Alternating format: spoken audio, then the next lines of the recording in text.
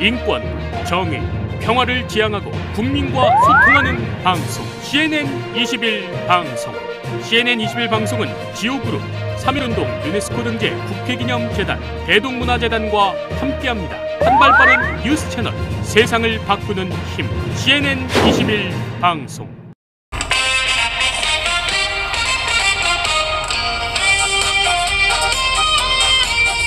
시사 이슈 출발합니다. 김범태 박사님과 출발합니다.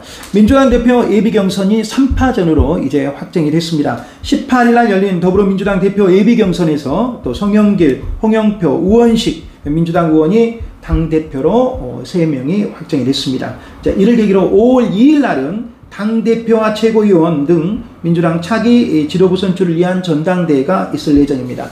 이와 관련해서 사단법인 더 좋은 정책연구원 김범태 박사님과 이야기를 나눠볼 수 있도록 하겠습니다. 오셨습니까? 예, 반갑습니다. 예, 우리 홍영표 후보, 또 우원식 후보, 송영길 민주당 후보 무순으로 지금 진행을 해보겠습니다. 자, 후보들이 한결같이 목소리로 어떻게 보면 정말 개혁정당답게, 민생정당답게 하나의 화두로 개혁하자, 또 민생하겠다, 또 혁신하겠다라고 하는 반성의 목소리를 또 함께 울부짖었고요. 문재인 정부의 정말 성공과 또 정권 재창출을 다짐하는 그런 후보들의 공통점들이 많이 발견됐습니다. 자, 나올 만한 분들이 나왔다고 보십니까? 민주당의 이제 그 국회의원들의 성분이라든가 연령대라든가 이런 걸 보면 예. 뭐 다양한 계층이 있죠. 그럼에도 불구하고 이제 좀 굳이 예. 진영별로 좀 구분해서 설명을 드린다라고 하면 우선 송영길 후보 같은 경우는 이제 과거에 386, 지금은 이제 586으로 칭되는 그런 의원들의 대표 주자격이지요. 그리고 이제 특별히 송영길 의원 같은 경우는 행정 경험을 갖춘 인천광역시장을 또 역임한 바가 있고 민평년의 대표 주자로 이렇게 평가를 할 수가 있습니다. 어쨌든 진영별로 보면 이제 그 진영 내에서 대표격인 분들이 나왔다라고 얘기를 할 수가 있는데, 그럼에도 불구하고 민주당 180여 석에 달하는 그 의원들 중에는 초선 의원들이 많이 있고 개혁을 부르짖는 사람들도 많이 있습니다. 그리고 또한 지난 4.7 재보궐선거 참패에 대해서 집단적으로 반성하고 이런 분들이 있었는데 거기에 대표들은 안 나왔단 말이죠. 그 부분 이제 그런 부분에서 좀 아쉬운 부분이 있는데 과거 50여 년 전에 김대중, 김영삼, 이철성 씨가 그 한국 정치를 주름잡고 있었던 시절에는 40대 기술원이라고 그래가지고 그분들이 당대표로 뛰어들었던 그런 일도 있었습니다. 적어도 민주주의가 이렇게 점진적으로 더 진전되고 발전되어온 이런 과정 속에서 여전히 우원식, 홍영표 의원은 60대, 송영길 후보는 50대 후반 이렇게 뭐 나오고 있는데 적어도 젊은 층에서 저도 이런 주자가 안 보인다라고 하는 데에서 조금 아쉬움이 많이 남는다, 그렇게 얘기를 드릴 수가 있겠습니다. 알겠습니다. 면면들을 본다라고 하면은 지금 김범태 박사님께서 지금 나올 만한 분들이 나왔다. 상당히 좀 아쉬운 것은 과거에서도 이야기했던 것처럼 40대 기술원이나 특별히 4.7 재보선에서 뭔가 이런 코멘트를 했던 분들이 그 그룹은 나오지 않았던 거, 또 이제 초선 의원 그룹이나 이런 부분들은 좀 아쉬운 부분으로 좀 두고두고 말이 나올 것 같습니다. 그렇죠. 예, 그렇습니다. 자, 2번, 3번, 4번 이 질문지를 함께 애둘러서 표현을 한번 제가 바꿔서 해도 되겠습니까요? 감사합니다. 자, 그러면 자, 우리 송영길 후보나 홍영표 후보 또 우원식 후보 특별히 이제 선수로 한다라고 하면은 제가 보니까 송영길 후보는 지금 5선이지 않습니까? 그리고 두 분은 원내대표 출신이고, 제가 이 부분만 다시 한번 선배님께 한번 여쭤보려 합니다. 송영길 후보는 옛날에 당대표 한번 나온 적 있습니까? 송영길 후보는 이번이 3번째입니다. 3번째? 예, 그렇습니다. 오히려 그럼 3번째면 경험도 많고 또 동정표도 있고 상당히 또 그런 측면에서는 유리하다고 볼 수 있지 않습니까? 어떻습니까? 이제 그 일반 선거 같으면 예. 이제 동정표라든가 이런 표심이 작동할 수가 있는데 참 묘하게도 예. 송영길 후보가 당대표로 출마하면서 같이 붙었던 사람이 이해찬 전 대표입니다. 근데 이해찬 대표가 지금 후원회장을 맡고 있는 사람이 다른 사람들이죠. 다른 후보들이죠. 그래서 이런 저는 것을 본다라고 하면 좀 송영길 후보는 이제 세 번째 출마를 하고 있지만 좀 껄끄러운 부분이 없지 않아 있다. 그럼에도 불구하고 많은 초선 의원들이 있기 때문에 어떤 평가를 내릴지 이런 부분이 좀 궁금해집니다. 그러면은 지금 말씀해 주신 것을 다시 반복하면은 삼수네요, 삼수. 예, 그렇습니다. 어떻게 본다라면 이제 송영길 후보도 정치 지형적으로 본다라고 하면은 과거에 이제 뭐 학생운동부터 노동운동 해가지고 차근차근 어떻게 보면 스텝 바이 스텝으로 올라오고 있는 상태지 않습니까? 굉장히 이제 정치 로드를 지금 계속 하고 있는데 당대표에 대한 어떤 그런 생각들이 예전부터 사실 있었어요. 근데 송영길 후보는 이제 사실 이제 기본적으로 저는 이제 송영길 후보가 지향한 지향점이 김대중 전 대통령 이후로 호남의 어떤 주자 이런 것에 굉장히 방점이 찍혀져 있습니다. 그래서 적어도 그런 것을 이제 직접적으로 표현을 안 했습니다만 내심 그런 것을 지향점으로 해서 적어도 큰 그림을 그리고 싶지 않느냐라고 해서 적어도 그 전 단계 당대표 선거에 나서지 않느냐 그렇게 보는 게 지금 있습니다. 좀 쉽게 받아들여지네요. 그 이제 호남의 구심점이 없어진 상태에서 어떻게 보면은 주목도가 없고 존재감이 없는 지금 호남 국회의원들이 있지 않습니까? 그런적인 측면에서는 선수로 보나 이미 어느 정도는 그 해당이 된다라고 하는 그런 말씀을 해주셨고요. 이 세 후보 또 공통 뭐 4선 의원, 뭐 5선, 뭐 사실 원내대표 홍영표 후보와 우원식 후보는 또 원내대표 경험까지 있는 정말 그 다양한 경험들을 가지고 있습니다. 이 세 후보 통합해서 제가 질문을 드리겠습니다. 송영길 후보는 지금 혁신을 부르짖었고요. 홍영표 후보는 또 개혁입니다. 우원식 후보는 민생을 부르짖었습니다. 자, 혁신과 개혁과 민생 어떻게 본다라고 하면 이제 당대표 후보의 경선에서 당원들의 마음을 사야 되지 않습니까? 당원들의 마음은 잘 모르겠습니다. 당원들의 마음은 어디에 있다고 보십니까, 사실? 실질적으로 이제 당원들의 분포들을 보면 핵심 이제 친문으로 칭되는 문파들이 있고 또 일반 당원이 있고 또 일반 국민들이 있습니다. 투표를 통해 표를 행사할 사람들이 그런 다시 한 번만 말씀해 주십시오. 그 부분만. 이제 시청자들 좀 듣게끔. 이제 일반 당원과 이제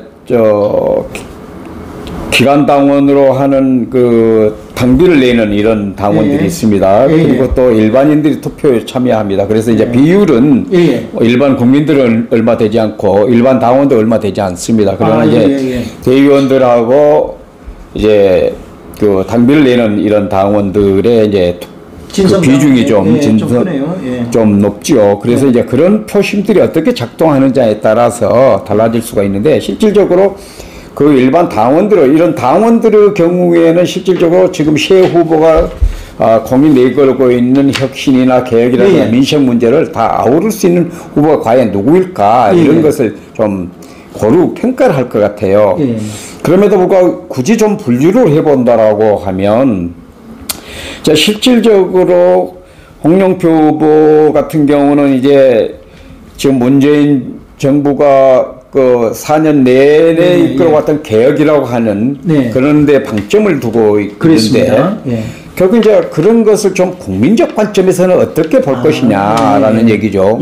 결국은 국민들이 개혁 그 화두 자체는 굉장히 바람직하고 해야 되는 것인데도 불구하고 굉장히 피로도가 쌓여 있습니다. 피로감. 그런 것은 우리가 쇳불도 달구집에 뺀다라고 하는 그런 얘기가 있는데 개혁이라고 하는 것이 참 좋은 것이기는 하지만 4년 내내 질질 끓여왔다는 얘기죠. 그런 것에서 오는 피로감을 어떻게 설득해 낼 것이냐 라고 하는 부분이 하나 있고요. 그 부분은 좀 어렵습니다. 지금 시기가. 자, 송영길 후보 경우는 이제 뭐 민주당의 이제 여러 가지 정책도 있고 그렇습니다만 민주라고 하는 이름만 빼고 모든 것을 바꾸는 대혁신을 하겠다라고 얘기를 했어요. 그러면 과연 그 혁신을 하는 데 있어서 구체적인 것이 어떤 것일까? 지금 실질적으로 문재인 정부 집권 5년 내에서 4년 차를 지내오면서 혁신, 개혁, 이것이 굉장히 커다란 화두였음에도 불구하고 과연 확 우리 국민들에게 와닿는 것이 무엇이었을까? 물론 검찰 개혁의 일환으로 공수처를 설치하고 그런 것이 있었음에도 불구하고 그게 과연 검찰 개혁의 모든 것이냐? 라고 하는 부분에서는 국민들이 동의를 하지 않거든요.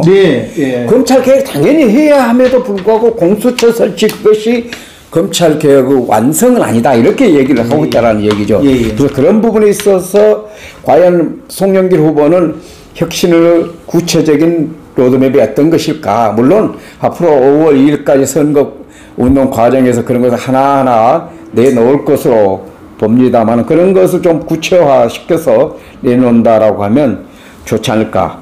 마지막으로 이제 우원식 후보 같은 경우 이제 여러 가지 이제 문제점을 많이 지적을 했죠. 그분이 이제 아까 잠깐 언급한 것처럼 민평년 소속의 이제 가장 연배가 높은 그런 후보예요.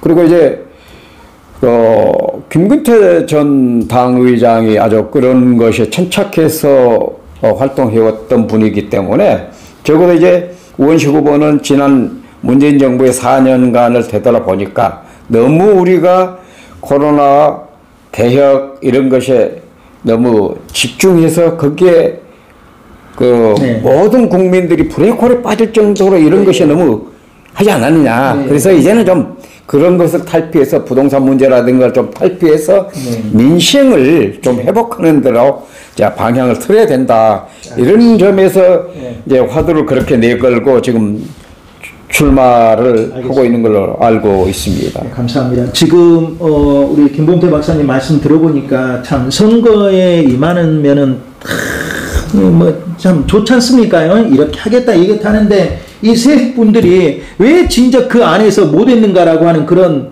철저한 좀 아쉬움이 사실 많이 남습니다. 왜 그 안에서 활동을 못하고 있어요? 왜 송영길 후보, 홍영표 후보, 우원식 후보 사실 지금 말씀하냐 보니까 참 지금 상상이 되거든요. 아주 훌륭하신 분들이지 않습니까? 아주 그냥 젠틀하시고 말씀이나 이런 개혁적이나 또 송영길 후보도 마찬가지고요. 좀 그런 부분들이 굉장히 안개 속에 남는데요. 자, 마지막으로 제가 질문 드립니다. 자, 이 세 후보 지금 보시기에 김봉태 박사님이 보시기에 좀 가장 유력한 분이 누구라고 생각을 하시면 예를 들어서 이제 어느 정도의 근접하게 말씀해 주셔도 되고 아니면 안개 속이다 말씀해 주셔도 되고 좋습니다. 너무나 실질적으로 이제 지금 방송에서 어느 특정 후보가 오셔다라든가 이런 것은 평가하기가 좀 그렇고요. 이분들의 세 분 후보들의 어떤 특장점이라든가 이런 것을 좀 조금 더 구체적으로 말씀을 드리면 적어도 이제 오선 의원인 송영길 의원의 경우는 아까 말씀드렸듯이 행정 경험을 일단 갖추고 있죠. 그리고 지역적으로 가장 강고한 조직을 갖고 있는 호남 출신이라고 하는 부분이 어찌 보면 강점으로 작용할 수도 있고 지지 기반이 그렇죠. 그리고 또 하나는 이제 아까 뭐 세 번째 이번이 출마인데 과거에 이제 출마했던 경험에 비추어서 한 번 그 사람을 지지했던 사람들은 특별히 잘 바꾸지 않습니다. 표심을. 그래서 그런 부분이 강점으로 작동할 수가 있다라고 생각이 들고요. 홍영표 후보 같은 경우는 아까 잠깐 말씀드렸던 것처럼 이제 가장 또한 강고한 조직인데 문바들의 조직을 등에 업고 있다라고 해도 과언이 아니죠. 물론 세 분 다 뭐 범친문이기는 하지만 그럼에도 불구하고 민주주의 4.0이라고 하는 핵심 조직들이 홍영표 후보를 돕고 있지 않을까라는 그런 관점에서 그분의 어떤 장점도 있고 또 가장 문재인 정부가 임기 동안 내걸었던 개혁이라고 하는 화두를 여전히 지금도 그것을 계속 발전하겠다라고 하는 그런 측면에서는 강점이 있다라는 말씀을 드리겠고요. 제가 마지막으로 우원식 후보 같은 경우는 살짝 우직합니다, 사실은.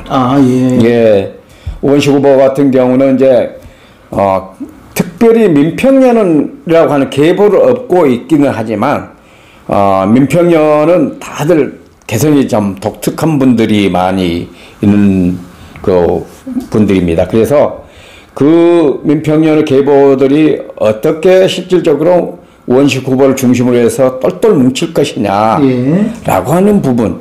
그리고 이제 우원식 후보 같은 경우는 문재인 정부가 출범하자마자 일자리 위원회 위원장을 맡아서 이런 여러 가지 일들을 해왔습니다. 이런 것들이 장점으로 작용할 거라고 생각해서 실질적으로 지금 다 있네요. 예, 그렇죠. 지금 초반에 있어서 예. 뭐 누가 우시하다 아니다라고 하는 것은 뭐 여론의 여러 가지 얘기가 설왕설래하고 있습니다만 제가 여기서 그런 것까지 그렇죠. 얘기하는 것은 적절치 않다라고 생각하고 누가 당대표가 되더라도 충분히 적어도 민주당이 지향하는 가치를 구현해 나가는데 손색이 없다 이런 말씀을 드리겠습니다. 네, 저도 그 부분은 동의합니다. 워낙 뭐 그 이름이 나 있는 분들이고요. 또 당을 이끌면서 또 어떻게 보면 또 검증의 단계를 다 거치신 분들이고 행정 경험까지 또 다 있으신 분들이기 때문에 정말 본인들이 후보에 출사표를 냈던 여러 가지 민생이나 혁신이나 개혁의 가치들이